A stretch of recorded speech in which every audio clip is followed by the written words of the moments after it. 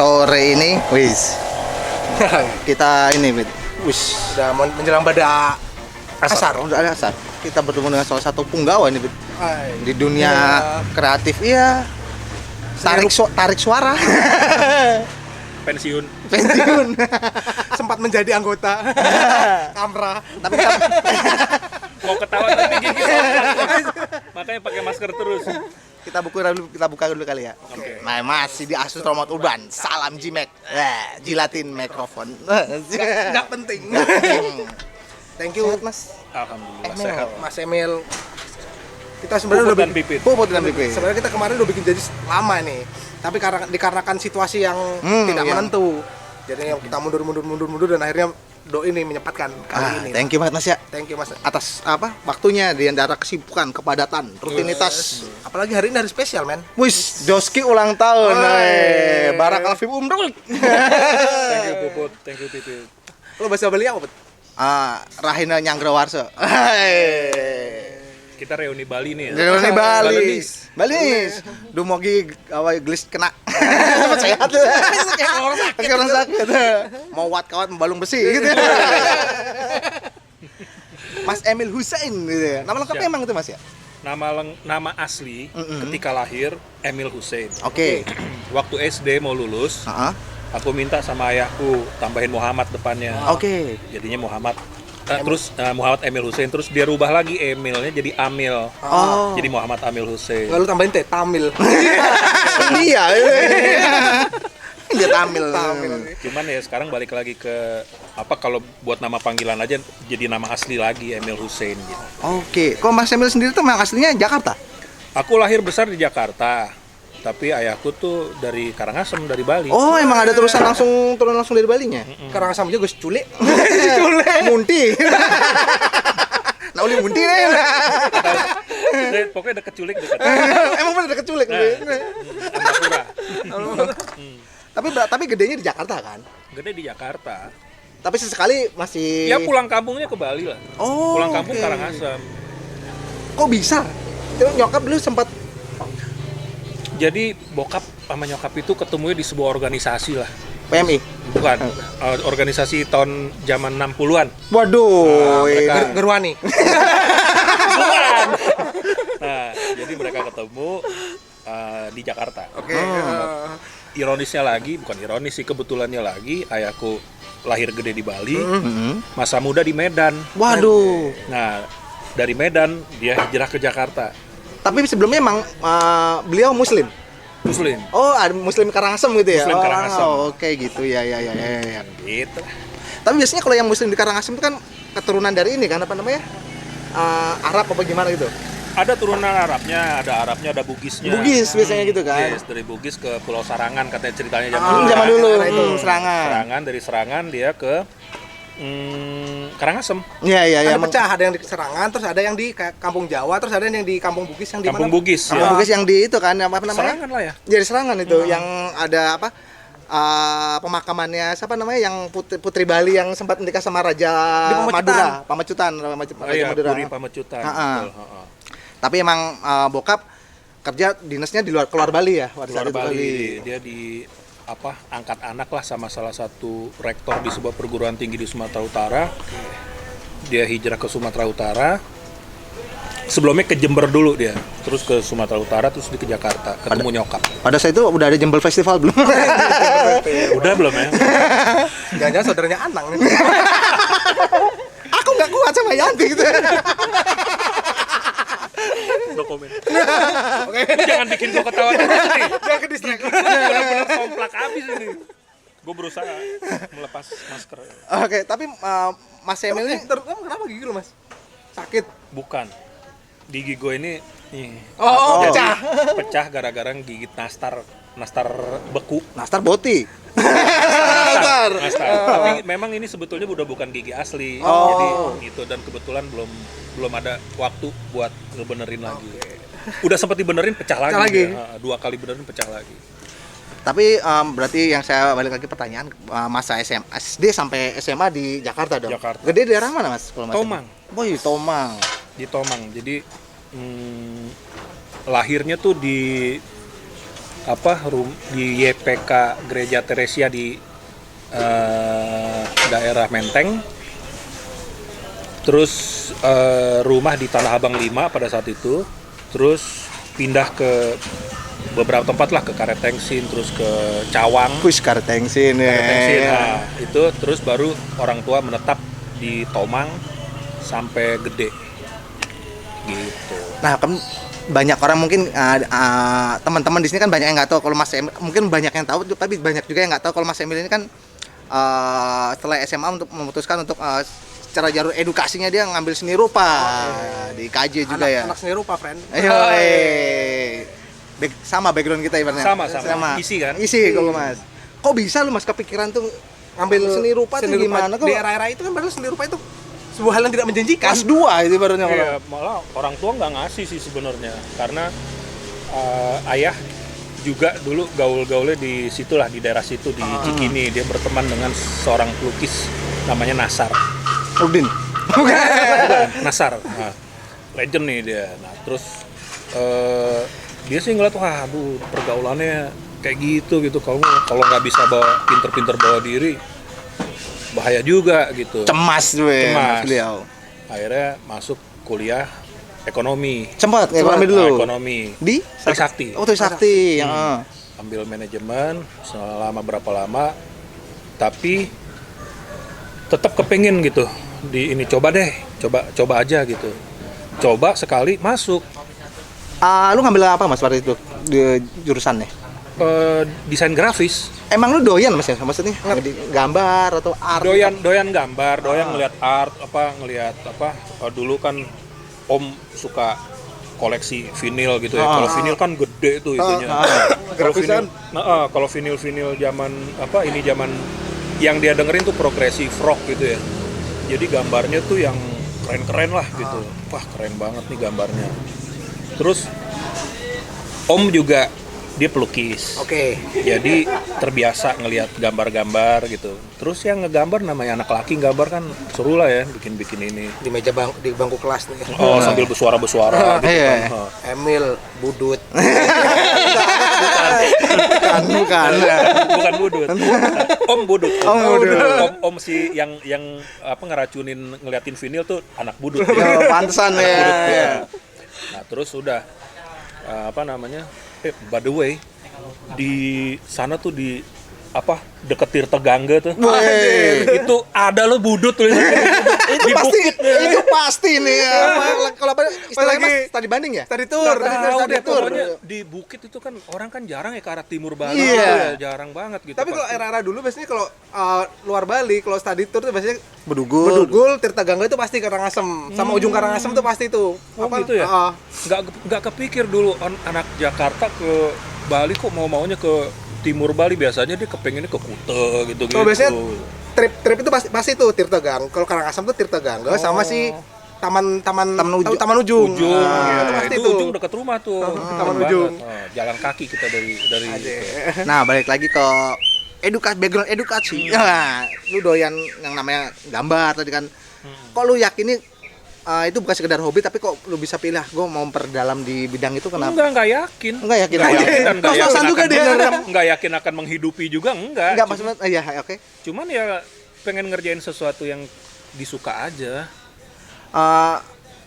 Tapi dari orang tua sih, dari bokap sih tadi kan lu yakin bokap tuh nggak suka dengan pergaulannya apa bidangnya Mas sebenarnya? Enggak, dia bukan nggak suka tapi dia worry gua bakal keikut sama vibe-nya itu ya, maksudnya vibe-nya yang inilah yang negatif, ngaco, yang negatif. Tapi dia nggak pernah nanya urusan lo mau jadi apa ini nggak pernah. Emang daerah itu so negatif apa sih Mas, ngaco apa sih Mas?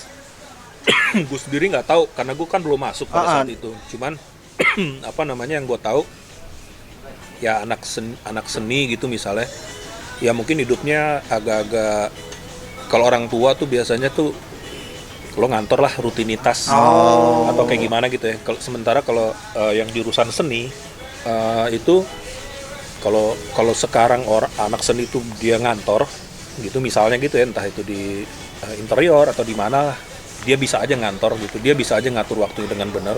Tapi tipikalnya zaman dulu tuh dekil, gondrong, bau, nggak teratur hidup, Iya, iya. suka-suka gitu. Sama kesempatannya kecil untuk mendapatkan tempat kantoran. Kalau Iya, era itu. dan terbukti memang iya gitu Iya, ternyata. bener. Dan gue juga anak-anak teman-teman juga pada nggak ada yang peduli amat sama ijazah gitu, Iya. artinya mau ngapain lagi. Cuman ketika IKJ S1-nya semakin jalan, terus ada S2-nya, apalagi sekarang ya ininya berubah banget lah ya. Artinya anak mahasiswa baru sekarang yang masuk IKJ tuh udah punya paling nggak akan kayak gimana dia ke depannya gitu. Kalau dulu kita suka-suka aja. Meraba masa depan lo dulu.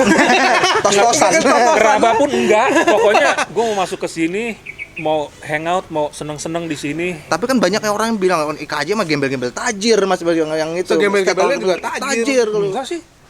Enggak, amat sangat enggak. Dulu sih gitu enggak. Kalau sekarang nggak tahu ya masuk IKJ berapa, puluh juta mungkin gitu, mungkin aja gembel tajir. Tapi kalau dulu Saru yang tajir, yang enggak tuh Saru nggak terlalu kelihatan gitu. Tapi Dan murah dulu IKJ. oh nggak so hedon seperti 10 tahun belakangan kan Tahun harganya 94 di tahun gua masuk IKJ itu 1,9 juta. dibanding dengan Ya sekarang nggak tahu berapa puluh juta. kalau yang dibanding dengan perguruan lu satunya yang di ekonomi itu jauh Mas. Iya, jauh. Bedanya itu buat apa biayanya gitu. Jauh. Tapi lu yang di ekonomi yang di Trisakti lu kelar Mas, tamat. Oh, kelar tapi nggak selesai. Gue kelarin. Kelar kehidupan gua. Gue kelarin tuh. Sama IKJ juga gue kelarin. Moods. Untung bokap lu kaya Mas. Enggak kaya bokap gue. Ada lah maksudnya kan. Ada lah, maksudnya artinya gue bukan yang Susah-susah secara banget ekonomi tuh ya. enggak sih. Cuman gue bawa diri aja sih. Dulu artinya gue untuk sekolah dibiayain dengan benar, tapi gue bukan model yang jajanan gitu. Gue harus cari sendiri gitu. Oh, buat hari-hariannya gitu. Buat hari-hari gue bukannya diharuskan untuk nyari, cuman gue termasuk yang jarang minta dan jarang dikasih juga. Ibarat Nggak dipercaya, gue takut gue narkoba atau gitu.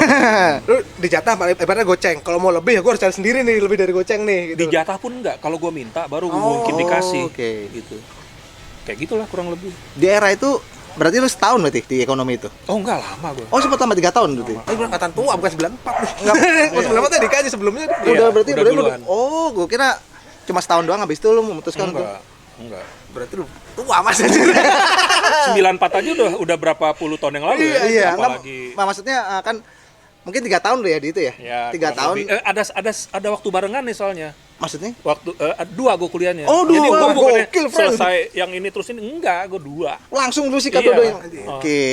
Gokil. Nggak meledak gitu Mas itu Mas dia tuh. Enggak sih, ada beberapa temen kok yang kuliahnya juga ada di teknik di Trisakti juga, dia ngambil teknik mesin kalau nggak salah, dia Aha. di IKJ juga gitu. Ada yang di grafika IKJ, dia di desain grafis dia di grafika Trisakti. Oke. Dia di desain grafis IKJ juga ada. Tapi kerasa nggak Mas kalau lu masuk kehidupan Trisakti kan beda vibe-nya udah beda nih. Beda Wah, banget. Trisakti kan di era Trisakti itu. gue ekonomi lah. Nah, Vibe-nya Trisakti kan anak tajir Mas di era itu Mas. Bersih lah, dengan bersih. Betul. Terus tiba-tiba lu masuk dunia satu lagi. Set masuk dunia lumpur nih ibaratnya. kolam satu lagi nih. Kolam satu lagi Gue nih. udah terbiasa. Waktu gue SMA pun, gue SMA di satu SMA yang muridnya mungkin 98% tuh tajir melintir. Heeh. Tapi gue gaulnya di bener-bener tempat yang lumayan hancur lah di Anjir, Bronx. Jakarta. Tempat paling hancur di Jakarta tuh pada saat itu. Jadi di sini gue mendapatkan pengalaman seperti ini, di sini gue mendapatkan pengalaman seperti ini. Artinya berteman aja. Nggak pernah sampai kepengaruh ke bawah atau sampai habit lu gitu. Oh, ke bawah nggak sih itu? Ke bawah, ada ke bawahnya di maksud gue sih lebih gue ke bawah nih di sini nih, ini hancur banget di tempat, tapi solidaritasnya wow, tinggi banget nih di sini nih. Gitu. Cara mereka nyari makan juga wah hancur-hancuran lah. Iya. Gitu. Sementara kalau yang di sini mereka ya biasa hidup dengan Lebih elegan lah ya. wah jauh gitu. Artinya di sini gue bisa mingle, di sini gue bisa mingle. Artinya Kayak ikan sapu-sapu. Oh, iya. Taruh air bersih bisa, air kotor juga nggak masalah. sapu-sapu is my middle name. Mop. Tapi waktu ketika lu masuk satu Trisakti, satu IKJ, lu solo kelas di mana Mas? Kalau dia kan dulu sempat sebelum di kuliah di seni rupa dia kan sempat masuk Udayana Nah, hukum. ngambil hukum nih. Oke. Nggak dapat nih. Di Gua ada kampus mana? Bukit. Udayana masih. Ya yang di Sudirman Mas. Dia, Oh, yang di itu ya. Sanglah. Sanglah, betul. Heeh. Nggak dapat nih, akhirnya aku cabut ke situ. Nah, karena ya mungkin ngejalanin nggak enak lah maksudnya. Iya, iya. Tapi kalau dari Mas Emil sendiri pada saat itu biasa aja gue jalan dua-duanya atau kayak gue condong ke sini deh ke Iya, gue condong ke sini. Gue condong ke seni rupa. Yang di Trisakti itu mungkin karena pergaulan yang ketika di seni rupa ini, wah ini banget ya, maksudnya asik banget. explore. Iya, sampai kita tuh nggak kepingin pulang gitu loh, pengennya nginep terus, nggak pengen libur, pengennya nginep terus gitu. Nah, pokoknya kan ada lagu benci libur deh. Dari situ, gara-gara dari situ, jadinya saking kita ngerasa enak banget sih ini kuliahnya begini, bisa ngobrol sembarangan ini sama dosen gitu segala macem lah. Vibe-nya keren banget gitu dibanding yang di Trisakti. Nah, kalau ngomongin ke Ekonomi gitu ekonomi ya. tegang lah. Kalau pas pada di era gua Mas ya, teman-teman gua tuh pada mengidolakan banget, pengen banget masuk sekolah kalau kuliah kok ke IKJ karena dia kiblat zaman SMA betul. zaman SMA kiblatnya. Ingat banget tuh, sorry gue potong teman gue tuh. Gue pengen masuk IKJ. Apa alasan lu? Gue pengen kayak Naif katanya. Wah, patternnya udah ngelekat banget. Wah, kalau pokoknya di sana tuh pasti apalagi jadi di bintang. Bali, apalagi kalau di Bali Kan kan gaung ke daerah masih barunya. anggaplah daerah kan gaungnya pasti kalau IKJ itu pasti stereotipnya Jadi gitu. jadi karena kan dilihat itu kan Naif dari IKJ waktu itu. Patokan teman gue itu Naif ya bisa jadi kok gitu. Makanya dia pengen ke IKJ padahal di sana kamu investasi bodong gitu.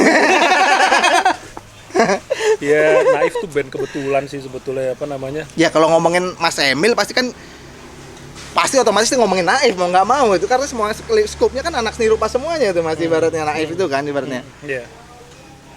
Itu gimana sih gitu ibaratnya kok bisa ketemu Ntar orang aja belum ya? Ntar dulu kita ngomong masalah Naif. Nah sekarang pasti di seni rupa di KJ itu banyak kejadian random gak sih di sana tuh? Di KJ Oh, pasti di sana tuh. banyak banget, apa namanya? Cuman ya kejadian random banyak banget lah pasti ya, yang aneh-aneh gitu. Karena memang di situ sebetulnya kumpulan orang-orang yang bebas lah ya. Kalau di era lu gimana? Segila apa sih Mas? Di era lu tuh.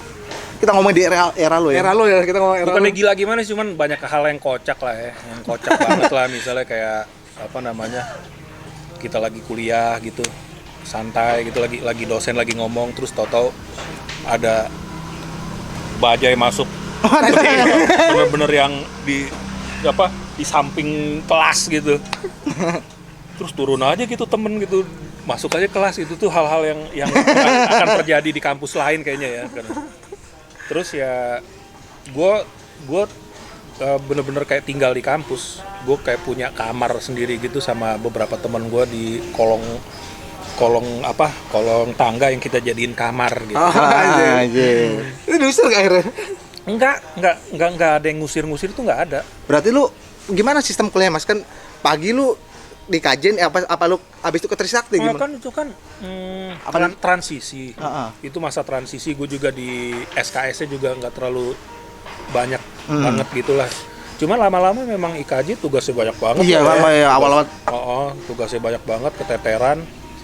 Akhirnya lambat laun karena memang nggak terlalu peduli amat sama sekolahnya gitu, akhirnya jadi kayak kelupa sendiri gitu, kayak kelewat sendiri. Tau-tau khawatir aja, wah gila nih gimana nih ngomongnya ke orang tua kalau hancur nih yang di Trisakti. Nah, gitu. tapi ngebagi jadwal lu gimana Mas? Pagi di Trisakti tuh lu siang atau Enggak, gua waktu itu udah transisi banget lah ya. Artinya itu pelajaran kan paling cuma 2 gitu. Yang makan waktu itu sebetulnya di Tugas. IKJ. Iya, Gitu loh, di di IKJ yang makan waktu banget karena namanya kuliah waktu itu kayaknya jam-jamnya tuh bukan jam-jam yang ini banget gitu ya. Bukan jam-jam yang pasti banget. Iya. Gitu. Mencar-mencar Kalau- anjir. gitu. Sementara kalau di Trisakti ya pastilah Iya. SKS yang kita KRS Iya, yang kita isi ya kita sesuaikan aja berapa banyak. Sementara di IKJ kan masih anak baru, udah Lo harus diambil semua paketan itu. dan beberapa gue udah nggak ngambil lagi, kayak misalnya kayak dulu ada P4 kan. Nah gue udah nggak ikut P4 lagi karena gue udah P4 di Trisakti. Bisa ditransfer nggak gitu? Bisa. Oh, Kayak enak dong kayak gitu. MKDU ya itu sebetulnya. Mata kuliah umum kan gitu ya. Enak ya bisa ditransfer gitu ya. Sebetulnya sih harusnya begitu ya. Barengan lu tuh siapa aja Mas kalau waktu zaman di KJ tuh, anak grafis tuh? Yang dikenal sama kalayak ramai itu barengan lu. Satu band di gua lah itu apa namanya, barengan kita satu kelas, terus angkatan di atas kita itu yang udah duluan ini tuh Ipang. Iya, Ipang juga KJ. Tuh gokil tuh orang masih mudanya nggak Mas? Gila tuh kayak masih mudanya tuh ya. Ipang alim banget, Ipang. Masa serius? Setahu gue mah alim banget Ipang, lurus banget, terus humble, super humble, dan actually dia sih yang bisa dibilang ngebuka jalan waktu itu untuk Naif gitu. Gara-gara Ipang gitu, Ipang yang ngasih kabar ke kita gitu bahwa labelnya tempat dia bernaung gitu ada apa namanya, ada mau bikin kompilasi gitu. Kalau yang gue denger tahu nggak tahu bener apa salah nih Mas Emil minta nanti bisa klarifikasi. Di luar lu boleh ada industri musik apa kreatif segede apapun, cuma di KJ termasuk lu punya vibe sendiri di sana di KJ, entah musiknya, entah buat hal seni rupa segala macam, itu bener sih seperti itu. Ya benar sih, artinya dia tuh punya pattern sendiri itu, nggak ngikut tren di luar gitu. Di sana banyak apa ya, banyak itu kayaknya lebih ke ini deh, lebih ke cara ngelihatnya itu lebih kayak kalau ini ya, kalau kita ngeliat gambar gitu ya, atau ngeliat lukisan gitu ya, itu kayak masing-masing punya soundtracknya sendiri gitu. Jadi nggak terlalu berpengaruh yang namanya tren gitu, tuh nggak berpengaruh. Ini cocoknya gimana, ini cocoknya gimana gitu. Jadi kaitannya amat sangat erat sama musisi yang cuman musisi doang sama musisi yang kebetulan anak seni rupa atau anak sinema atau anak teater gitu. Cara mereka ngelihatnya tuh kayaknya sih ada sesuatu yang mereka bawa gitu loh. Lebih dari sekedar cuma lirik sama nada gitu. Ini kan nggak cuma di lini musik ya, kayak di bidang kreatif yang lain di luar, mau entah mau ngetrennya apapun, tapi kok di vibe IKJ ini gue punya pakem sendiri yang nggak bisa dipengaruhi oleh vibe dari luar gitu ibaratnya. Iya, tipikal calon mahasiswa yang memutuskan untuk kuliah di sekolah seni, rata-rata mereka itu firm banget sama apa yang mereka mau ya, yakin banget sama apa yang mereka mau gitu. Dan tipikal anak seni itu mereka biasanya kan kepengen menampilkan sesuatu ya. Artinya mereka kepengen mengkomunikasikan sesuatu lewat karya. Jadi mereka yakin banget sama apa yang mereka sampein. Jadi itu jadi pembeda gitu loh. Jadi pembeda sama kampus lain atau sama dunia luar ya, sama dunia luar. Kita ngomongin dunia luar yang ada di luar IKJ, soalnya IKJ punya dunia sendiri. Iya, dan semua individu sedemikian uniknya di kampus IKJ. Karena meskipun kita dapat satu pelajaran, misalnya taruhlah apa sih pelajaran waktu dasar dulu, Nirmana ruang gitu misalnya, Nirmana gitu misalnya. Hal seperti itu. Judulnya Nirmana, tapi ketika nyetor gambar masing-masing punya karakter beda-beda ya. Itulah gitu. Masing-masing punya komposisi. Sendiri-sendiri masing-masing iya, kan. Gitu, entah Nirmana ruang, Nirmana datar atau 3 dimensi. Gambar yang udah pasti aja, gambar model gitu misalnya, itu aja udah karakternya sendiri-sendiri kan. Jadi sedemikian unik kalau jurusan seni itu sih. Nah, kalau di era lu dulu waktu saat masih perkuliahan tuh.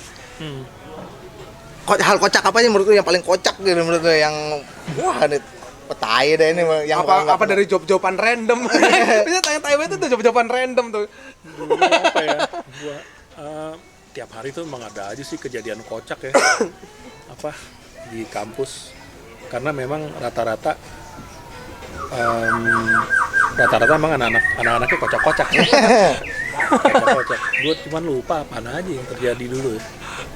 Kalau dari cerita si Cocot lu dari job-joban randomnya, tapi dia ngemoral lu hujan, gambar luntur semua. Gambar Presiden Megawati jadi nangis. Iya, hal-hal kayak gitulah kurang lebih ya. Cuman gue lupa deh. apa aja yang terjadi dulu.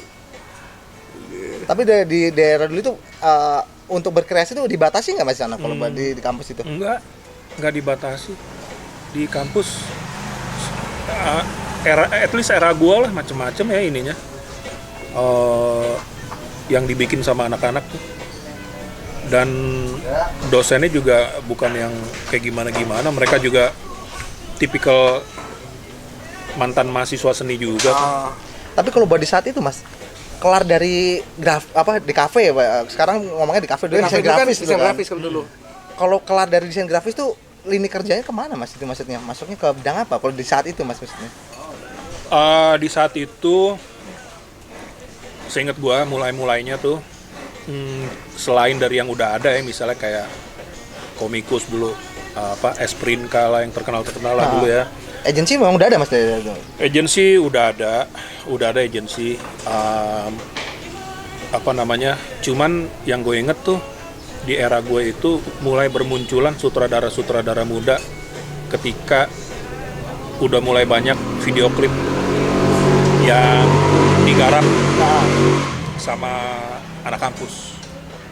Nah, tadinya tuh anak sinema, banyaklah pastilah anak sinema lah yang ini gitu ya. Terus lama-lama merambah ke anak desain grafis. Nah, yang awal-awal yang gue tahu anak desain grafis yang mulai bergerak ke arah sana tuh angkatan gue. Itu kakak kelas gue 1 tahun lah di atas itu Eugene Panji, Indra Ameng. Iya, Indra Ameng juga. Dendi Tansil, Bimbo, Shauki, siapa lagi ya? Sedikit sih, cuman itu mereka udah mulai bergerak di situ dan di sinematografi tadi ya. Terus angkatan berikut ya Anggun, Batman, Jadugar itu Jadugar ya. itu ya. Iya, nah itu mereka membawa ide-ide yang grafis banget ya. Yang mungkin yang dianggap dari standarisasi sinematografi itu tidak bisa terpakai, tapi mereka menabrakkan hal itu. Betul, karena udah mulai main grafisnya udah mulai grafis. Dan pada saat itu lagi ngetopnya kayak majalah Regan, yang font tipografi yang berantakan gitu, yang yang jadi salah satu. Terus majalah Wired gitu misalnya, nah, itu mulai muncul di tahun-tahun itu yang bikin kelihatan lah eranya 90-an tengah tuh kayak begitu. Nah kalau sekarang kan buat referensi desain udah banyak mas, kayak Pinterest. Kita udah bisa nge-explore ya. Kalau daerah lu buat cari literasi itu dari mana mas kalau daerah gitu mas? Majalah dulu misalnya kayak beli majalah Wired tuh harus ke Kinokuniya, dan lo lumayan harganya lumayan lah ya, kalau lo nggak nge-buy lo nabung lah gitu. Ayo nyobek majalah orang. Tapi daerah lu digitalisasi udah ada mas, udah kencang belum mas daerah? Apa masih? Belum, masih awal. Gue inget sohib gue banget namanya Tony Tandun, itu sohib gue sekos sama gue gitu. Dia salah satu pionir tuh di ibaratnya kayak kita masih pakai pensil, dia udah komputer gitu loh, ngedesain gitu. Sampai dia juga udah mulai bikin segala hal yang berkaitan dengan digital lah. Si Tandun pada tahun itu ya, artinya ini canggih banget nih orang nih. Doi. Masih pada manual semua kayaknya. Rockstar udah doi dulu. Artinya dia udah mulai duluan gitu. Sampai tidur di depan monitor gitu. Gua kan juga sempat ngobrol sama Mas yang bikin covernya Ipang tuh siapa Fit? Oh, masih di doang. Dia kan dikaji juga sempat ngobrol. Di daerah itu juga sempat bikin entah cover kaset, entah bikin artwork tuh. Emang pada saat itu untuk menggabungkan sebuah sampul, kalau sekarang gampang banget, tinggal buka Photoshop, bla bla bla segala macam, buat sistem sistem berkreasinya kan, sistem kreatifnya. Kalau dulu seribet apa sih mas di era lu itu? Paling kolase. Kalau nggak kolase, kita benar-benar misalnya waktu itu gue pernah tuh, gua Tandun, si Cumi, Adi Cumi ya, itu ngegarap covernya Betrayer. Itu benar-benar dari motret. Dari motret, yang dipotret itu kan ada kayak jantung gitu ya, itu jantung sapi apa kambing gue lupa gitu ya. Itu si Cumi bikin artworknya lah gitu ya. Terus supaya keluar asap gitu, tuh bener-bener gua tiupin pakai pakai Efek rokok gitu, asap efek ya? rokok, ngerokok terus keluarin pakai stroke gitu, pakai sedotan gitu. Itu ya abis difoto real kayak begitu, memang dibikin kayak begitu, nggak di Photoshop atau apa gitu ya. Baru di touch up lah sama tandun gitu misalnya. Di sana lah dikenal dengan DI manual. Itu dia tuh. Kayak begitulah situasinya kalau dulu ya. Kalau sekarang ya semakin lama semakin. Gue dulu udah pakai Apple. Wanjret, yang gede ya. Masih tidur. Tabung. Masih tidur, lo bayangin aja, bukan yang begini. Itu ini apa namanya? Terbatas banget tetap yang kita kepengen kita sampein gitu. Gambar-gambarnya sih udah keren gitu. Cuman akhirnya kita kayak lebih percaya sama gambar orang gitu pada saat itu. Skate manual, hand drawing manual gitu Iya, ya. dan idenya mau kayak bagaimana nih gitu. Kalau sekarang kayaknya mungkin lu belum ada ide juga udah Ada ini, dulu ada di luaran banyak ini ya, referensi kan. bener gitu. Tapi emang yang minimnya literasi di era dulu yang menjadikan orang sebagai apa? Semakin kreatif ibaratnya ya. Makin ngulik nih. Kita cari, cuman mungkin terbatas yang kita bisa cari karena itu secara fisik. Buku apalah kayak gitu ya. Buku referensinya gitu. Kalau sekarang Google. Iya, banyak. Jadi seluas itu, Gampang sejutaan itu ya. miliaran itu, justru kita mesti benar-benar mau yang mana ya? Bahkan sekarang lu nggak perlu ini, Mas. Lu nggak perlu sekarang ngegambar. Kalau mau bikin artwork lu nggak perlu sekarang ngegambar, lu cukup masukkan di Discord, ada platform namanya Discord. Lu masukin aja apa namanya keywordnya surrealis, efek ibaratnya surrealis, space bla bla bla. Nanti Google apa sih Discord itu yang kalkulasi ininya apa tiba-tiba langsung artworknya muncul. Cuma tuh munculnya langsung dari si kalkulasi data yang kita pingin itu. Makanya sekarang banyak orang cepat posting di NFT pakai itu, Mas. Pakai si Discord itu. Jadi Ya langsung sekarang bikin. serba cepat, luar biasa cepat banget. Gue kadang gue berpikir juga sih, apa nih value-nya dinilainya dari mana ya secepat ini gitu. Artinya apakah kita apakah ada gap cara kita untuk ngerasain satu karya gitu ya, satu angkatan dengan angkatan yang lain. Ya. Gitu loh, ketika satu angkatan itu lebih sensitif sama satu karya gitu, backgroundnya karya ini apa sih gitu. Sama angkatan misalnya kayak yang sekarang, Generasi sekarang digital gitu ya. sekarang serba pilihan semakin banyak gitu ya, pilihan semakin banyak. Secepat itu juga kita bisa bikin sesuatu, hari ini dipesen, Besok udah ada. mending besok, mungkin setengah jam lagi nih ada ininya nih, apa namanya, kurang lebihnya akan seperti ini. Iya, kurang lebihnya ya. Kayak Tapi gitu. mungkin ke arah ini, Mas, kita kan sebagai, kalau itu kan sistemnya kan buat ngerjainnya, tapi kan yang diperlukan sekarang sebagai ngedirect artnya itu kan, mungkin yang diperlukan sekarang mungkin seperti sosok orang buat ngedirectnya, karena setiap orang punya taste yang berbeda-beda. Saya sama Mas Emil ibaratnya tukang gambarnya udah ada nih, komputer nih, cuma kan kita beda pikiran buat ngedirect. beda konsep nih gitu ibaratnya. Nah, kalau gue justru memang akhirnya gue berkesimpulan bahwa satu eksekusi seni atau apapun lah Apapun lah ya itu. apapun, runutan ke belakangnya, tema, ide dasarnya apa? Kenapa begini? Temanya ya, kan. Misalnya kayak gue kasih unjuk tadi ya, apa yang gue WhatsApp ke lo tuh. Nih brand gue, logonya ini, karakternya gitu. warna seperti ini. Nah, akhirnya gue mau tahu story-nya apa sih ini. Jadi apapun yang lo sampein, iya keren. Gambarnya keren, gambar lo keren. Udah nggak ada gambar yang nggak keren sekarang. Semua gambar keren.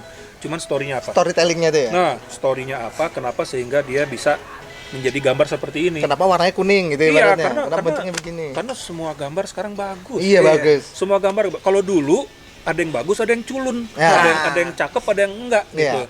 Kalau sekarang semua gambar bagus. Nah, latar belakang sehingga dia jadi gambar ini apa? Itu yang gue tertarik.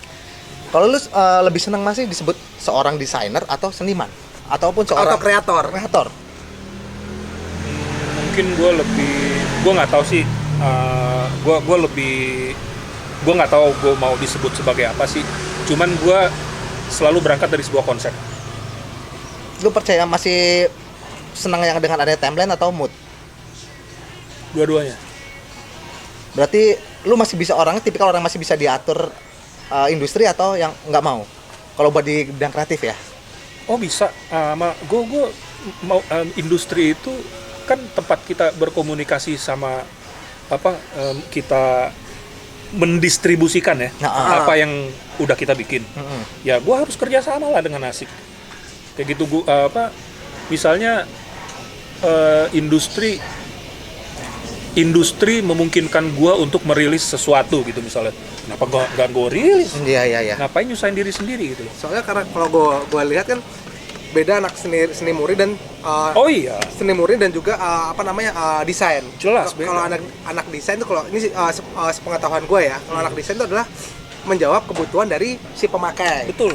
Kalau seni murni kan dia dari dalam diri dia. Betul, ibaratnya dia mau mengkomunikasikan sesuatu sama audiensnya dia.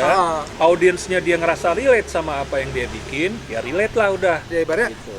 si audiensnya nggak, ya terserah kamu mau Audiens yang si audiens ataupun si pemakai yang menyesuaikan dengan si sang kreator, hasil Betul. dari Betul. hasil seni dari si kreator. Betul. dari Kalau dia ngerasa relate, dia akan menikmati itu. Kalau dia nggak ngerasa relate, dia akan lewat aja. kalau untuk anak desain kan, kalau kita dituntutnya ya Sebisa mungkin lo relate sebanyak-banyaknya orang. kita yang menyesuaikan dengan kebutuhan si pemakai. karena kita ibaratnya. menjawab kebutuhan dari si pemakai itu sendiri. Betul. Kalau ngeliat. Betul. Berarti lu lebih senang dibuat sebagai seorang desainer dan kreator sendiri. Kalau seniman lu masih mau nggak? Mungkin ada sisi alter ego lu mungkin kali ya. Gini loh, gue ngerasa apa aja yang semua manusia bikin tuh kegiatan seni sih. Iya. Semua yang orang bikin tuh semuanya kegiatan seni hidup lah. Artinya dalam hidup ya sotoynya gue lah gitu ya. Lo mesti pakai seni. Kalau lo nggak pakai seni, lo akan terlihat seperti robot atau lo egois gitu buat memaksakan apa yang lo kepengen doang. Gimana caranya lo bisa apa ya? Perlu seni lo untuk lo berkomunikasi untuk sama satu orang, sama dua orang, sama banyak orang gitu. Dan semua yang kita bikin untuk diri kita sendiri pun gitu. Lo milih handphone apa, lo milih Tumblr seperti ini. Itu kan kenapa lo pilih bentuk seperti itu? Kalau gue rasa itu termasuk ini ya kali ya. Termasuk jiwa seni lo ya seperti itu gitu ya. Entah itu menjawab kebutuhan atau enggaknya tuh. Betul, sampai makanan yang lo pilih untuk lo makan, seorang chef yang memilih untuk dia mendalami bidang yang ini aja deh, masakan Jawa aja atau masakan ini aja, itu yang mendorong dia gitu untuk mendalami itulah gitu. Kalau gue rasa sih kayak begitu ya. Nah mas, kalau di era lo, kita ngomong secara globalnya, industri kreatif ya, kita ngomongnya sekarang ya. Itu udah, kalau menurut lo sekarang udah bisa memberikan income yang layak nggak sih? Zaman itu loh. Zaman itu loh. Sekarang, kalau di era itu, gue rasa iya. Artinya apresiasinya loh, maksudnya udah layak belum sih untuk hidup atau? Kalau gue lihat, kalau yang dulu mereka hidup tuh, artinya pada saat itu ya, kayak anak desain grafis gitu misalnya, mereka lumayan sering syuting tuh pada saat itu ya, sering banget syuting. Terus gue lihat yang bisa terus dia bisa meningkatkan dirinya untuk upgrade gitu ya, lo nggak jadi kameramen terus gitu misalnya, lo kepengen jadi director Astrada atau terus jadi director, terus jadi creative director atau apalah gitu, atau dia tetap terus di kameramen tapi dia kameramen kelas mana nih gitu misalnya, fokus di satu bidang ini ya.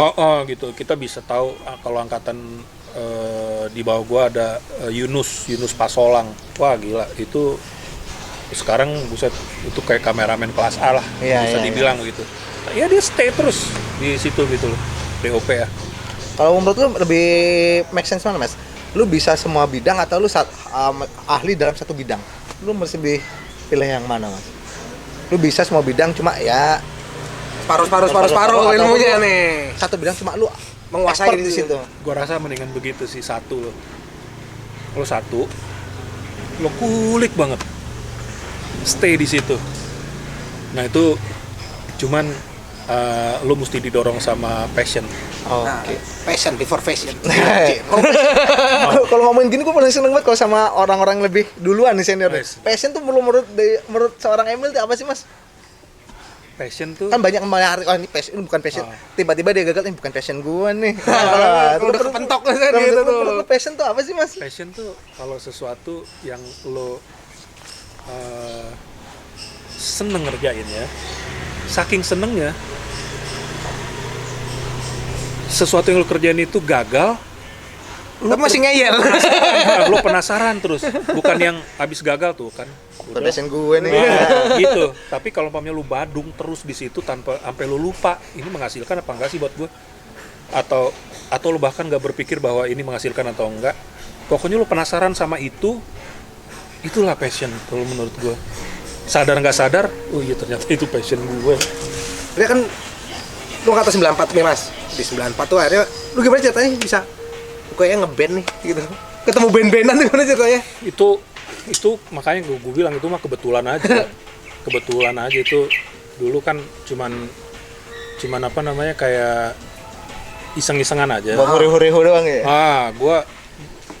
Kita satu sama lain tuh saling punya sendiri-sendiri sih sebenarnya gitu. Kayak sama David gue ngeband sama David doang, sama Pepeng doang gue ngeband.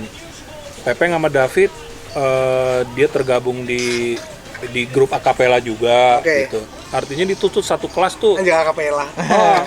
Kayak Pepeng tuh Kunci C yoi dicongor. bener. Kunci C. Nah itu apa namanya kayak Pepeng tuh drummer sejuta umat di kampus. di kampus Jablah ya. Tarik-tarik. Bandnya banyak ya? dia bandnya banyak gitu, dia main sama si ini sama pokoknya inilah dia. Terus kebetulan gua sama Pepeng juga di rumah sakit juga sebelum Oh sebelumnya di rumah sakit juga sempat? sebelum eranya si Saddam gitu. Buat ngebantu. Terus karena naifnya udah mulai jalan, ya udah kita menaif aja udah gitu. Tapi gue denger dulu Naif tuh katanya orangnya banyak ya. Awalnya tuh bukan naif itu banyak, bukan, tapi satu kelas itu kadang-kadang nyewa studio bareng-bareng gitu. Jamming gak jelas itu. Jamming gak jelas lah gitu. Jamming gak jelas, apa namanya, kayak asik lah pada saat itulah ya ininya. Terus lama-lama dia jadi faksi-faksi kan. Jadi faksi-faksi. Nah, terus ya kayak yang si Naif ini ya itu kan awalnya itu kan Pepeng sama David inilah apa namanya bikin lagu mereka berdua bagaimana gitu. Terus ada Jarwo, ada Chandra. Nah, gua itu dikasih tau sama Chandra sama Pepeng gitu, lo gabung dong di sini gitu. Ya udah gua gabung gitu. Sementara masih Pepeng sebetulnya punya band juga di luar gitu. Sama si Chandra gue juga main, sama David gue main juga. Terus kita tergabung lah sama Jarwo juga di Naif ini gitu. Kalau ngomongin Naif kan pasti udah banyak kan yang ngebahas nih kan. Tapi gue pengen ngebahas. Lu bisa ngebayangin gak sih Naif itu bisa sampai segede ini? Semasif ini nih. Ini kan bukan sebuah, kalau ngomongin Naif ini bukan sebuah band lagi. Ini sebuah brand kalau menurut gue, kalau ngomong di ranah industri ya, industri kreatif ya. Ini kan sebuah brand jadinya nih. Gue ngebayangin maksudnya ketika dulu awal Naif gitu. Iya sih. Atau sampai sekarang, udah sempat itu visioner loh, ini bakal gede gitu, udah sempat bayangin tuh. Iya, naifnya gue begitu. Naifnya gue. Naif lu. Naifnya gue. Naifnya Naif cara kata sifatnya ya. Naif kata sifat ya, jangan sampai salah nih ya. Bener, naifnya cara berpikir gue pada saat itu bikin lagu, laku, terkenal, dapat duit. Oke. Sesimpel itu aja gue. Jadi gue nggak pernah berpikir bahwa ada yang gagal gitu, nggak tahu kenapa nggak berpikir begitu gitu. Dan pada saat itu ya jalannya seperti itu aja. Sebelum di industri juga kita udah manggung-manggung indie gitu kan. Jadinya ketika di industri mungkin album udah makin nyebar, artinya ada nominal yang semakin meningkat gitu mungkin. Terus lagi-lagi gue juga ngelihat ini juga sambil belajar juga gitu. Oh ternyata, terus kita dikelola sama seorang manajer teman sekelas juga, Andrian Dito. Dia yang kelilingan lah kemana-mana buat ngurusin kita gitu. Jualannya ya dia, seksi jualannya ya. Gitu, dia yang berhubungan sama ini luar gitu. Terus seiring dengan berjalannya waktu, apaan aja sih yang do and don't sebuah organisasi ini gitu. Terus sampai akhirnya lama sekali. Iya. Kalau ngomongin Naif kan ibaratnya produknya bukan cuma lagu nih sekarang ibaratnya. Iya. Apapun bahkan sebagai sebuah pattern style ibaratnya. Lu tuh menciptakan personal branding itu gimana sih Mas? Apa emang kita mainnya gayanya seperti ini ditata dengan apik apa gimana? Apa muncul begitu aja pada Naif tuh? Dari kan ngomongin kalau Naif dari style dari Rick Laku ngomongin di luar lagu ya, dari style dan dandan pasti dari visual lah kita lihatnya kan seperti itu. Itu dipikirkan dulunya apa mengalir gitu aja? Lempar aja nih. Masing-masing punya gaya masing-masing yang akhirnya terbentuk sendiri. Iya, Naif itu band yang bener personilnya tuh bener-bener jodoh ya, secara taste-nya dalam fashionnya, musiknya gitu, itu dia jodoh banget emang. Meskipun kita nggak mengkomunikasikan dengan baik, jadi yang ada di kepalanya David, Pepeng, gua gitu, Jarwo, Chandra gitu, somehow itu match dalam banyak hal gitu. Tapi yang lebih banyak ngedirect siapa Mas? Nah, itulah. Jadi karena kita nggak terlalu komunikasinya ini ya, kadang-kadang secara organisasi suka mencelat sendiri gitu. Misalnya kayak Pepeng bikin ini, David bikin ini, gua bikin ini gitu misalnya. Kalau Jarwo seringan ngikut aja dia. Chandra juga, cuman Chandra udah dari 2003 udah cabut sih dia. Artinya tuh sebelum gimana lah gitu ya. Nah, jadi seringan pengaruh dari Pepeng, David, gua yang berpengaruh dalam apa yang kita mau bikin, proses kreasi looks-nya seperti apa gitu. Kayak Pepeng dia pernah menyutradarai beberapa mendirect beberapa sutradara dalam satu hari 5 video klip gitu. Anjir, ngebut itu. Iya asli. Pindah-pindah kostumnya, yang satu lagi di shoot apa, yang satu di shoot apa gitu. Terus David juga dia punya sense yang seselera lah gitu ya, seselera dalam tampilan fashion atau grafisnya gitu ya. Grafis ya sama Pepeng juga gitu. Artinya kita nggak terlalu punya banyak masalah meskipun komunikasi kita nggak se-detail itu gitu. Tapi ketika sesuatu itu udah oke nih gitu, atau sama sutradara video klip atau gimana gitu, jadi obrolan yang asik sih. Misalnya dalam mengkonsep atau apa gitu. Aman sih itu, itu sebetulnya kumpulan yang aman sih. Lu ngerasa enak mulai nyari duit di Naif itu di tahun keberapa Mas? Terbuai enak di Dari Naif. awal. Dari awal udah jadi nih lebih. Dari awal kita dari mulai kebutuhan yang nggak terlalu Kompleks. gimana gitu ya, sampai nikah apa segala macem yang jumlahnya udah gede banget. Udah gitu. unlimited nih. Udah gede banget lah, artinya nggak pernah inget. Ada sih masa-masa di mana wah nih panggung kering banget nih, atau penawarannya lagi nggak bagus nih. Cuman pada saat itu lagi rata-rata kebetulan gitu ya, kuat-kuatannya aja. Cuman di saat-saat seperti itulah kita ngejaga brand kita mau memposisikan positioning nih ceritanya. Sekarang ngerti positioning. Kalau dulu mah cuman berpikir kayak enggak, harga kita bukan segitu. Udah tahu mainnya di mana ibaratnya. Bukan baru belakangan lagi belajar branding apa gitu. Oh, ini namanya branding. Oh, ini begini. Cuman secara nggak sadar itu kita jalanin dari dulu. Kayak misalnya dulu tuh kebetulan gue pernah megang manajemen di Naif juga. Gue itu nggak pernah mau eksklusif di satu brand.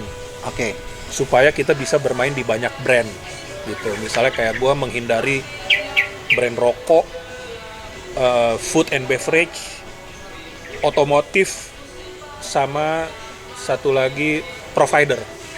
Sama 4 ini gue nggak mau. Beberapa kali ditawarin untuk jadi brand ambassador, gue nolak, nggak mau gitu.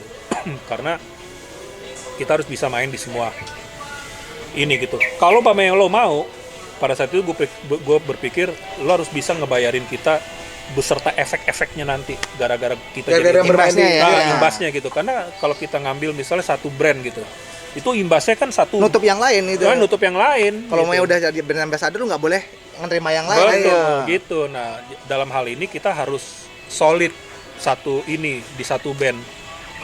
Nah itu yang sulitnya di situ sebetulnya. Ngejaga itunya yang sulit. Lebih ke ke arah manajemennya ini ya, manajemen apa namanya? Jatuhnya lebih ke manajemen ekonominya ya. Pengaruhnya ke manajemen ekonominya. Bukan manajemen ekonomi, manajemen branding. Brandnya ya, branding. Branding. Artinya setiap person di dalam satu organisasi dia harus menyadari bahwa kita ini ada di satu bendera Iya. yang harus kita Taruh. usung gitu. Sip, itu Udah masih. rekod. Hampir lupa gua. Lu udah sampai kering kagak kerekot. Gua kepruk lu. Gua kepruk logo nih. Nggak tahu kalau kembar berantem gitu. Gua kepruk sama lu. Nah itu apa namanya? Setiap person yang ada di satu organisasi itu ya harus mengusung satu politiknya si brand di dalam ini seperti apa keluar gitu loh. Kalau itu nggak kejaga ya akan sing itu. Tapi kan ada yang ngakurin kan kayak pihak manajemen nih, dia bakal udah terlihat nih percikan nih di antara personel tuh nggak saling ketidakcocokan, ya anggaplah 3-1 atau 2-2 harus ada. Masalahnya kan di Naif semuanya orang-orang masih Orang kreatif di situ. Kuat semuanya nih, apa namanya? Egonya udah ego. Lu anak semanak nih rupa. Anak serupa kan egonya tinggi-tinggi nih. Ya itulah tantangannya. Artinya kadang satu hal itu emang nggak bisa berhasil gitu. Artinya bener-bener emang kayaknya kita nggak sepakat nih. Kalau untuk win, nggak sepakat gitu. Kalau untuk win-win solutionnya gimana? Maksudnya 3-1 atau Enggak. harus ada penengah yang kayak manajemen tuh yang menengahi atau gimana? Nggak bisa, meskipun kayak ya ada manajemen yang menengahi sih sebetulnya, cuman manajemen juga artinya gini, dia punya power nggak gitu. Kalau nggak punya power, kalau power dia berusaha untuk menengahi, tapi misalnya kayak si personilnya lebih punya power gitu untuk gimana gitu ambil ya, keputusan gitu ya ibaratnya. Ya sebetulnya nggak terlalu jadi isu sih, cuman kalau umpamanya personil sama personil gitu di dalam satu kumpulan lah ya, atau mungkin bukan kalau itu kita ngomongin band ya, kita ngomongin semua organisasi lah ya, itu board of director lah gitu misalnya, director yang ini begini, director yang ini begini. Nah itu bisa nggak asik sih sebenarnya, bisa kita pulangin lagi ke tujuannya apa nih. Cuman kadang-kadang kan kita berhubungan benar-benar sama attitude dasarnya orang ya. Oh iya. Kita harus, cuman kalau umpamanya kita bikin sesuatu, masa kita ngukur-ngukur dulu lo attitude-nya gimana. Kalau sekarang gue begini, kalau sekarang gue begitu, apa namanya, di kumpulan gue yang sekarang gue lihat dulu lo sefrekuensi nggak sama gue gitu. Kayaknya kita stop dulu mas, azan. Bentar ya. Berkumandang. Kita lanjutkan lagi. Sampai mana tadi kita? Buat tentang pada saat si Naif tadi itu ibaratnya sebuah brand kan. Naif itu berkembang meledak menjadi sebuah brand yang akhirnya diurus proses kreatifnya atau yang ngedirectnya siapa tadi kan disepakati oleh semuanya tadi kan. Sampai akhirnya tadi kan 4 orang ini kan nggak bakal nemu nih kan. 4 orang ini kan orang yang apa namanya? Kadang-kadang nemu, kadang-kadang nggak nemu. Ini kan 4 orang yang dominan semua nih. Kuat semua nih ibaratnya. Ya sebelumnya berlima lah, sampai akhirnya tinggal berempat kan. Yeah. Nah akhirnya belum membutuhkan setelah berempat orang keenam ataupun orang kelima buat untuk ngurusin penengah. Lu tadi ini perannya gede nggak sih ini orang manajer atau istilahnya sekarang ya, atau orang kelima ini ketika lo 4 orang atau 5 orang sebelumnya nggak nemu titik tengah ibaratnya, ini mau dibawa kemana, strategi bisnis seperti apa, lu memerlukan orang ke-6 ini penting nggak perannya ini mas? Penting banget, cuman manajer terakhir yang kita gonta-ganti manajer sering banget, mungkin kayak setiap 2 tahun kita ganti manajer, cuman manajer yang terlama yang kita punya itu manajer yang terakhir Winjaya namanya. Dia itu udah tahu banget karena dia orang pertama lah dari awal Naif belum rekaman sampai bubar. Dia stay di situ, bahkan rumah dia juga pernah kita jadiin kantor buat naruh alat-alat segala macam.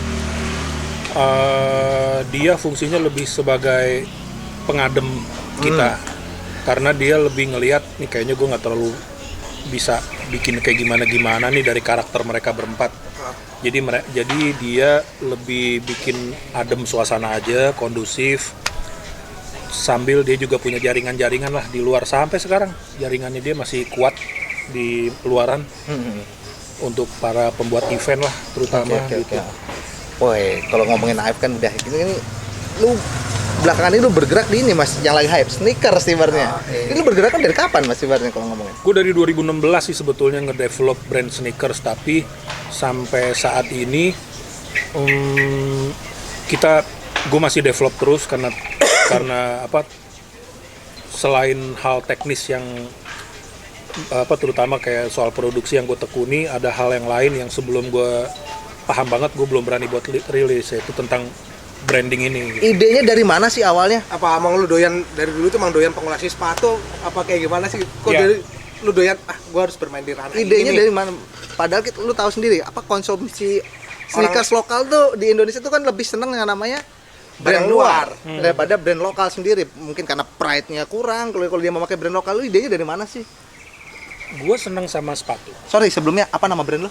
Subcon shoes. Jadi gue tuh memang suka sama sneakers dari SMP. Oke, wah anjing anak orang punya. Udah Dari SMA udah suka sneakers. Suka belum tentu punya. Gue sih mentok di Pro ATT Mas. SMP. Nah, apa? Iya, gue sama, gue juga suka aja, belum gue nggak punya, bukan yang gue punya semua gitu, nggak. Nah, terus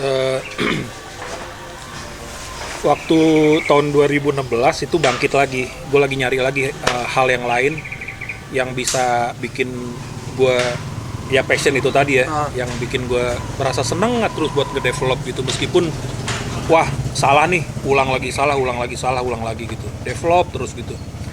Nah itu ketika itu gue waktu mulai Instagram muncul, gue tuh mulai seneng motret hal-hal yang bikin gue keinget sama yang dulu-dulu. Buat orang lain nggak terlalu berarti sih, misalnya gue motret Kaca Nako, terus gue motret Meli potret. Bang Antohut. Nah terus gue motret hal-hal yang melekat di diri gue dulu gitu ya. Nah itu gue kasih hashtag supaya gue inget tiap gue buka, gue kasih hashtag tuh subconscious, gitu, subconscious. Nah terus di tahun itu juga gue berpikir gue mulai gambar-gambar sneakers yang style gue sendiri gitu. Masih terpengaruh lah sama sneakers lain lah, gue rubah-rubah gitu. Nah terus gue kasih nama, kira-kira apa ya nama yang cocok ya gitu. Akhirnya gue plesetin subconscious itu jadi subconscious. Gitu. Nah si subconscious ini kan butuh logo, butuh pengenal lah gitu ya. Gue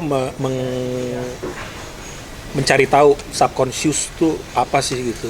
Nah gue temukan di situ subconscious tuh kayak teorinya Sigmund Freud, itu kayak tipnya, ujungnya gunung es. Jadi yang gue usung dari sepatu subcon ini adalah spiritnya. Spiritnya itu adalah lu jangan nganggap remeh orang di sebelah lo. Ajri, dalam ya. Filosofi brandnya. Karena begini, gue ngeliat lu nih Put, gue ngeliat lu nih. Ntar gue pulang ke rumah, gue akan cerita ke bini gue atau gue keinget gitu ya. Tadi gue ketemu anak kembar lo, Puput sama Pipit. Sosoknya kayak begini, ngobrolnya kayak gini, dia bikin gini, si Puput ini, si Pipit ini. Dia bikin tempat nongkrong, dia punya usaha ini. Sebatas itu yang gue bisa ceritain ke bini gue, gitu. Tapi gue nggak bisa ngukur lo ternyata punya ide apa di kepala lo, seluas apa di kepala seorang Puput, di kepala seorang Pipit. Bahkan lo sendiri pun mungkin nggak nyangka seluas apa yang ada di kepala lo. Ternyata lo punya potensi apa yang lo mungkin akan sadari belasan tahun kemudian gitu. Ketika lo nengok ke belakang, gile, harusnya gue jadi anak hukum nih di UNUD, ternyata gue di sini gitu menceloknya. Itu ketika lo jadi anak hukum UNUD, lo nggak berpikir saat ini di sini gitu. Nah, Terus ya lo mengukur satu kesuksesan atau keberhasilan itu lewat titik-titik yang lo lewati lah ya dalam hidup lo nanti. Gitu. Nanti ya. Cuman sekali lagi yang gue nggak bisa ukur, yang orang lain nggak bisa ukur, bahkan diri lo juga mungkin nggak bisa ukur seluas apa. Gue cuman ngelihat tipnya doang nih, sosok lo, ujungnya doang. Oke.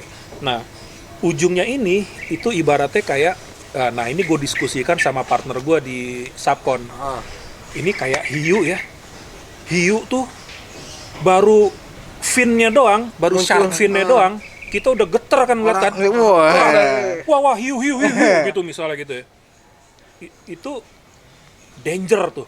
Kita tahu bahwa ada sesuatu yang besar di bawah situ, di bawah fin yang sekecil berbahaya, itu. Ya, ada yang bahaya di bawah itu. Nah, gua akan selalu melihat orang sejak saat itu. Spirit yang ada di Subcon ini adalah bagaimana cara gua ngelihat orang. Potensi apa yang ada dipunyain oleh seorang guru di daerah mana gitu, dia menghasilkan puluhan ratusan insinyur, dia bisa menghasilkan menteri, dia menghasilkan dokter sebanyak apa, dia cuma seorang guru. Ibarat ya. Nah, dia pahlawan gua tuh. Ibaratnya nih kalau ada peribahasa teori butterfly effect ya, kepakan sayap di timur, kupu-kupu timur bisa menimbulkan badai di sebelah barat itu. Itu dia. Nah, spiritnya Subcon tuh seperti itu. Jadi lu jangan ngeremehin orang lain, lu jangan ngeremehin diri lu gitu. Lu mau jumpalitan hancur-hancuran kayak bagaimana, udah lu besot-besot mau kayak gimana, udah lu hajar aja gitu. Itu yang diusung sama Subcon, spirit seperti itu. Nah, kalau ngomongin si Subcon, industri sneakers sepatu kan, lu nggak takut mas? Maksudnya kan setiap orang kan lu kan ngomongin produksi kan invest dana gede mas. Sedangkan pada saat itu ataupun mau sampai kalau udah ngomongin sekarang udah mendingan lah industri apa sneaker lokal ya. Tapi pada saat era 2005, lu mulai 2006 berapa? 2016 daerah 2006 sampai 2016 kan demand buat sneaker lokal kan nggak agak kurang greget mas. Apa lu nyerangnya awalnya lu nyerang pangsa grade B dulu, pangsa bawah menengah ke bawah apa gimana tuh? Kok lu berani sampai invest ke situ? Passion. Jadi gua merem lu sama untung rugi tuh. Iya. Passion. Street. Gini. Gambling. Enggak gambling, enggak. Gini.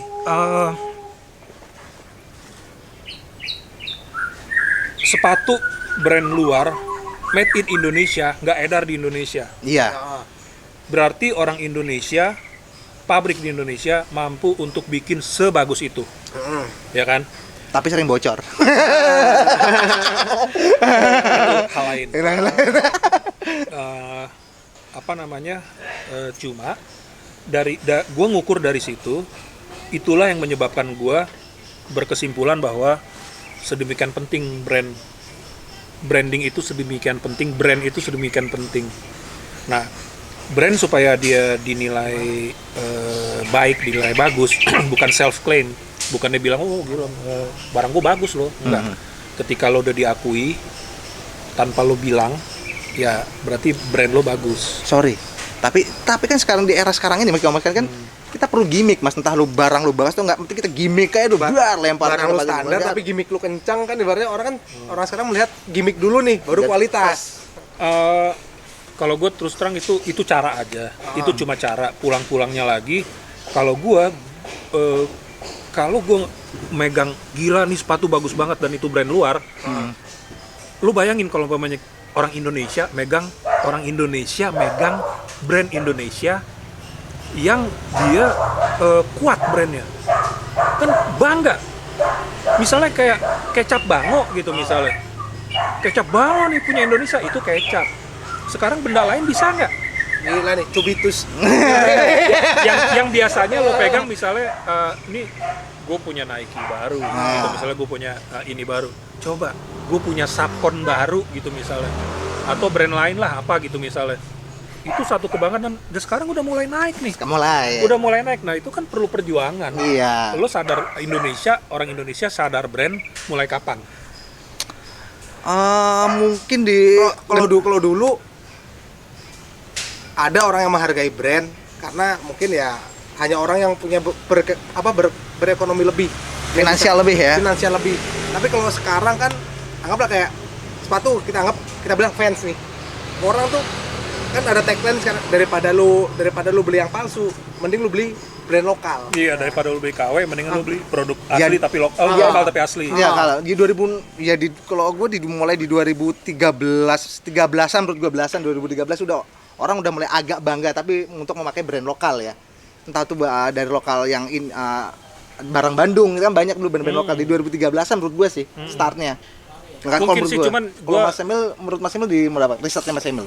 Gua ketika mulai geliat di Bandung, anak-anak Bandung mulai bikin brand-brand sendiri ya pada zaman itu gitu ya, ada kayak si Oval Research apa? Iyo ya, Oval, Iyo-nya Pure Saturday dulu pernah bikin Airplane kalau nggak salah. Yang kayak gitu-gitu gua Dandy dengan 347-nya. 347-nya. Iya, itu kan sebuah brand yang lahir dari apa nih? Misalnya story-nya apa sih gitu ya. Dan itu respectful banget dan inspiring banget itu mereka. Begitu juga yang di Jakarta, apaan aja sih? Invictus, Nano 9 lah atau apalah gitu yang yang ada di Jakarta gitu ya. Itu kan mereka inspiring banget gitu.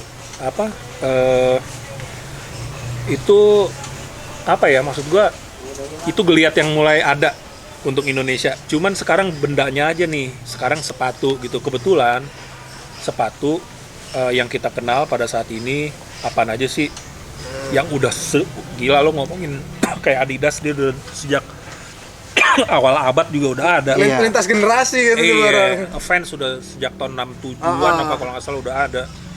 Jadinya ya nggak adil juga kalau umpamanya kita mau sandingkan dengan itu. Iya, gitu. Anggaplah kalau lokalnya kayak Warrior nih. Iya. Kalau Warrior Brand identitinya udah kelihatan ya, itu punya anak-anak kelas menengah kemana yang berani rebel, ibaratnya brand identitinya si Warrior. Kalau Warrior kan kalau dari analisa gembel gua nih, ibaratnya dia itu muncul lagi karena kerinduan dari orang anggaplah angkatannya Mas Emil. Iya.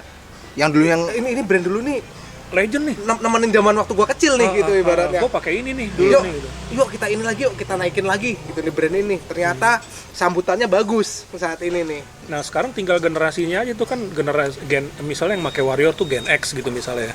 Sekarang yang lagi sekolah nih Gen Z kan. Nah, dari Gen X ke Gen Z ini di tengah-tengahnya ada milenial kan. Iya. Nah, itu nyambungnya gimana tuh?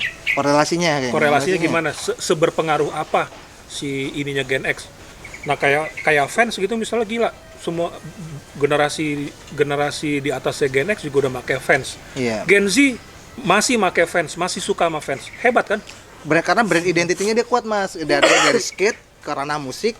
Nah, kalau dari si brand lu sendiri, brand identitinya lu create seperti apa, Mas? Cara lu nge-create nih. Karena kan sekarang lu bukan seorang kreator lagi, lu kan seorang pebisnis, Mas, kalau sekarang nih. Ya, gua masih, kalau secara bisnis gua gini, kita bikin sesuatu, misalnya kayak culture yang kita bangun di dalam Subcon ini adalah sport. Jadi semua konstruksinya, engineeringnya si sepatu yang kita bikin ini itu berangkat dari konstruksinya sepatu perform. Ketika kita lebih iniin sama lookingnya deh. Nah, ini lain lagi gitu. Tapi yang jelas kita amat sangat care sama DNA kita sendiri. Kita nggak mirip Vans, mirip Converse, kita nggak begitu. Kita berusaha banget untuk di zaman sekarang yang semuanya udah nggak ada yang orisinil lagi, kita berusaha banget untuk bisa se-orisinil mungkin. Nah, itu dulu yang kita develop. Konstruksinya bener, dipakai sama orang nyaman, HPP. Nah, ketika mulai bisnis itu kita hitung HPP-nya berapa nih ya? Produksi buat satunya nih terus kita mau jual berapa nih ya? Nah, supaya kita bisa untung, itu bisnis. Nah, terus lain lagi ketika kita udah ketemu nih harga untungnya segini, angkanya segini. Terus buat branding kita naikin apa kita pas-pasin nih? Kan bisa aja kalau buat branding misalnya harga pokok produksi lo misalnya 100.000 atau lo udah sama untung misalnya 120.000, tapi lo pengen positioning lo jual harganya 400.000 gitu misalnya, terserah lo. Kalau udah branding mah terserah lo lah mau jual harga berapa gitu. Jadi Gue memposisikan diri sebagai ketika lagi ngedevelop sama partner gue kita serius banget untuk di barang ini nih, di benda ini gitu. Gue berubah peran jadi seorang pebisnis ketika kita udah bikin sampel, oh habisnya segini. Kalau pakai kanvas berapa ya? Kalau kita pakai leather berapa ya? Itu kita ngitung tuh. Gue berubah peran jadi pebisnis. Iya, mau nggak mau kan ujungnya. Nah, setelah gue udah ketemu hitungannya, gue akan berubah peran lagi jadi seorang yang menyampaikan, yang mengusung brand gue ini. Gitu, gue udah nggak ngomongin harga lagi. Iya. Gitu. Hal apa mas yang menurut lu yang paling hal yang paling bagus yang bisa lu tawarkan lewat Subcon ini dibanding dengan brand-brand yang lain? Udah banyak banget udah sekarang. banyak yang berkelihatan. Jadi Entah. apa senjata lu layak kok milih ini gitu ibaratnya. Yang bisa ditawarkan oleh Subcon ini? Apa ya, gue tuh selalu berpikir gini, setiap brand itu mempunyai keunikan sendiri-sendiri. Nah, seperti yang gue bilang tadi, Subcon ini menawarkan berusaha untuk menawarkan DNA-nya kita sendiri. Soalnya dari mati DNA Asia apa gimana? Bukan, bentuknya ya. Oke. Bentuknya, konstruksinya, looks-nya itu berusaha untuk nggak sama dari yang ada sekarang. Berusahanya sih begitu gitu. Makanya develop itu lama banget. Ibaratnya form follow function gitu kan ya, bentuk misalnya, tapi tanpa menghilangkan estetikanya. Betul gitu, dan kita selalu berkomunikasi. Yang jelas kita selalu komunikasi sama atlet. Oke. Dibalikan ke ininya lagi fungsi awal terciptanya brand ini sendiri ini sepatu sport loh sebenarnya, tapi dibungkus dengan tampilan yang bisa menyesuaikan dengan semua pemakai. Betul, gitu. tentunya kayak begitu. Jadi misalnya, tapi kita nggak klaim bahwa ini sepatu khusus buat lari, enggak gitu. Semua orang adalah olahragawan. Ketika lo dari rumah berangkat ke kantor, lo lari ngejar-ngejar LRT, lo ngejar-ngejar bis segala macem. Secara nggak langsung dari lo bangun tidur, cita-cita lo adalah berhasil mencet tombol lift di lantai dasar kantor lo, itu tuh. Kita adalah seorang atlet. Kita adalah seorang atlet. Kita adalah pejuang rupiah. Actually, yang akan kita rilis pertama kali Subcon itu namanya Striver. Striver itu artinya pejuang. Wajib. Jadi itu bisa relate kemana-mana ya. Konstruksinya itu benar-benar ya kayak lo buat lari sih, kayak lo buat lari, tapi di medan yang lo biasa lari. Lo nggak mesti kayak lari di Senayan itu enggak, tapi dari lo bangun tidur ke stasiun lo pakai sepatu, lo tentunya butuh sepatu yang nyaman, yang enak buat lo bergerak segala macem untuk cita-cita lo mencapai finish versi lo apa? Beda-beda semua. Beda. Ada yang berhasil mencet tombol lift di kantor, ada yang berhasil naik begitu mencapai busway dia, itu udah satu pencapaian dia. Ada yang sampai meja komputer tepat waktu, itu udah ada finishnya dia gitu ya. Yang sampai sekolah, sampai kampus segala macam, ya itu kita anggap begitu. Lo nggak mesti jadi kayak olahragawan apa segala macam sih. Tapi penelitian, kalau bahasa dulu penelitian orang lama banget, itu berapa itu mas? Risetnya itu berapa? Banyak banget, lain sepatu, lain penelitian. Misalnya kayak gue ngobrol sama anak-anak BMX gitu misalnya. Gue ngobrol, gue nongkrong, kita bawa notes, kita bawa kamera, kita wawancara, lo bocel-bocelnya di mana aja ketika lo freestyling gitu misalnya. Oh di sini, sepatu yang lo nyaman lo pakai apa? Dia nyebutin satu brand. Kerennya sih pakai ini. Kerennya ya. Tapi nyamannya ketika kita freestyling, bocel-bocelnya di sini gitu. Oh berarti jagaannya gini. Sedetail itu. Sama anak basket kita ngobrol, sama coach basket. Adalah satu nama, dia mantan di Pelita Jaya dulu, terus dia jadi coach sekarang. Dia ngasih tahu gitu bagian mana aja ketika yang lumayan ngeganggu ketika lo loncat atau apa gitu, harusnya bagaimana sepatu gitu. Dia kasih tahu ke kita. Nah itu kita catet ya, hal-hal yang kayak begitu. Gue demen sneakers tapi gue nggak tahu fungsinya outsole apa, ternyata ada fungsi-fungsinya nih, stopper ini buat pivot nih apa, yang kayak gitu. Mulai jadi belajar lagi ya. Belajar. Nah sepanjang dari 2016 sampai kemarin gue belajar produksi terus, teknis terus. Nah belakangan gue pikir gue udah paham ini, sekarang bagaimana caranya gue menyampaikan ini ke masyarakat, spirit apa yang Sapon mau bawa ke masyarakat. Nah itulah yang gua gali lagi gitu loh, kayak gitu kurang lebih. Di tahun pertama rugi dong mas. 2 tahun pertama, 3 tahun pertama lu. Sampai sekarang kita masih invest terus, kan baru mau rilis nanti nih, insya Allah November. Jadi emang sekarang lagi invest terus nih. Invest terus kan bikin. Bakar duit terus ibaratnya. Bakar duit ibaratnya. Sebenarnya nggak bakar duit itu investasi. Kalau gue bakar duit kan gue bisa jadi kayak kepengen ngebunuh kompetitor gue bakar gitu. Ini enggak, gue kepengen banget Indonesia tuh bisa sebangga orang Amerika sama fansnya.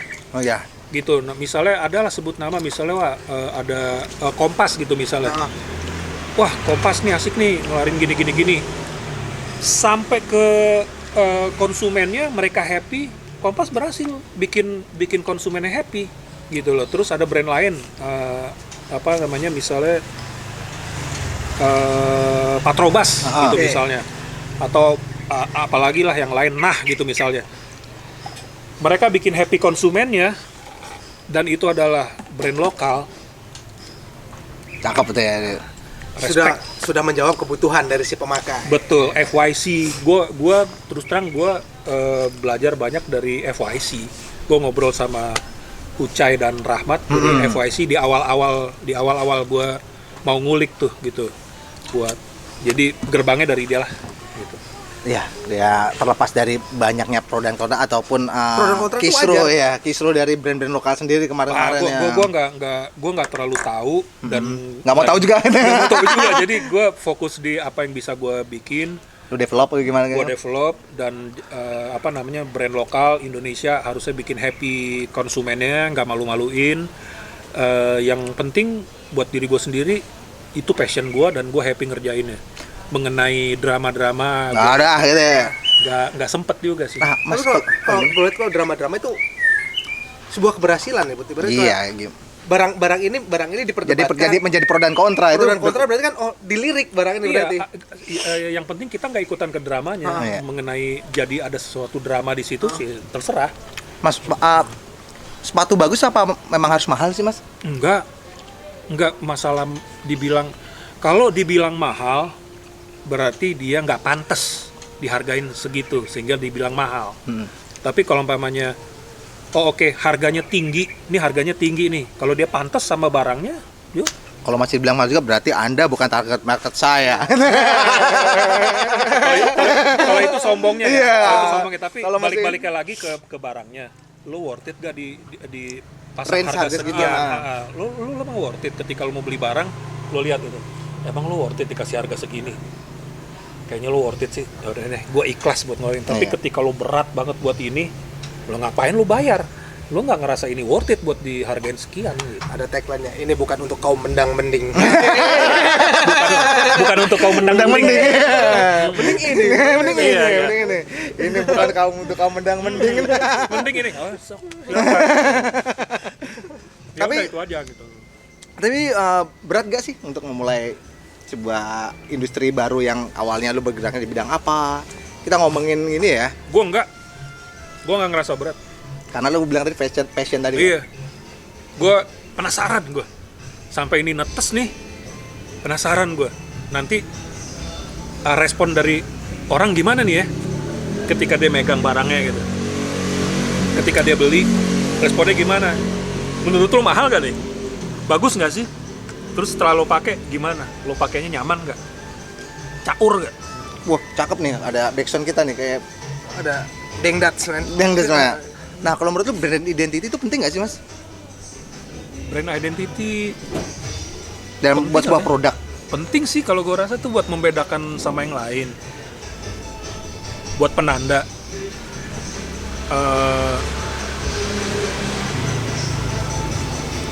Buat penguat lah ya.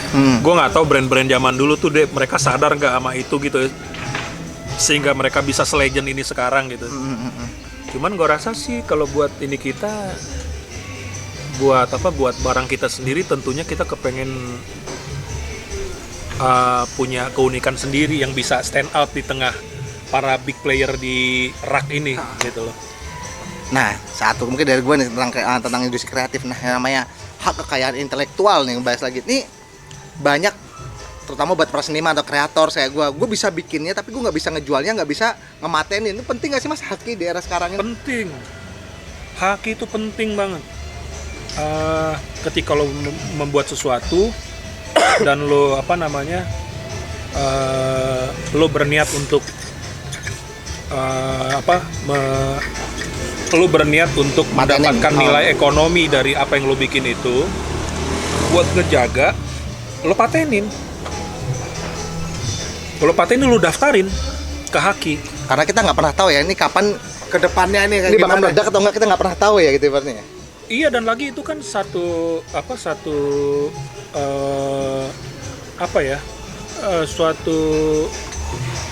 hal, lo respect sama apa yang lo bikin gitu loh, jadi lo patenin lah, Lu lo mulai- daftarin. Lu mulai sadar dengan pentingnya hak kekayaan intelektual tuh sejak kapan mas ibaratnya kalau dari lu sendiri? Udah lama, gue udah lama sadar untuk itu, udah lama banget, karena kebetulan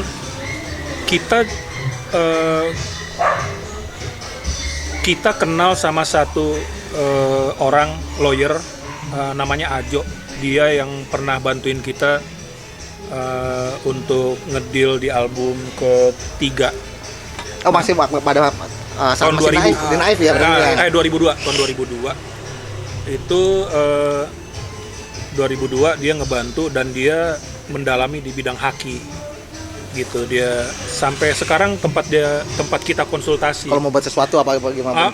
Dan gue ngedaftarin kalau brand gue sendiri kayak Sapcon, gue daftarin udah berkali-kali, malah ganti logo. Daftar lagi. Padahal Ya. belum rilis ya, daftar lagi. Iya soalnya kan sebuah brand bisa didaftarin kalau ini commitnya berapa ini jadi punya hak kekayaan lo ibaratnya Iya. kan. Dan waktu itu yang pertama kali ngedaftarin lagu waktu itu sendiri itu gue di sebuah publishing. Nah kalau buat lagu tuh gimana sih mas? Apa sih persyaratannya tuh kayak apa sih? Ya, lu daftarin Notnya apa aja. gimana? Ada persyaratannya nggak sih mas? Kalau buat karya musik ya gitu ya? Kan lu udah duluan. Ada persyaratannya mas? Ya asal lo klaim aja, lo klaim bahwa itu lo yang bikin gitu. Nggak ada not baloknya mesti gini, persyaratan khususnya nggak terlalu nggak seribet itu ya? Nggak gampang. Ya intinya pokoknya kalau gue sih apa yang lo bisa daftarin, apa yang lo berharga, bikin, apa yang berharga menurut diri lu gitu ya. Sebuah brand kayak tempat ngopi sini nih gitu, Nah. supaya kopi kubu bapak ini tidak diklaim, ya lo ini kali aja nanti lo mau bikin di tempat lain nggak tahu Udah ada nama yang ini ya, udah sama atau gimana gitu. Padahal duluan kita yang punya nama, mereka bikin terakhir cuma mereka duluan mendaftarkan. Siapa yang mendaftarkan duluan Itu yang diakui ya? Dia itu yang diakui Secara legalnya ya. secara legalnya, sayangnya begitu. Gitu. Ya. Jadi lo harus punya kesadaran itu gitu.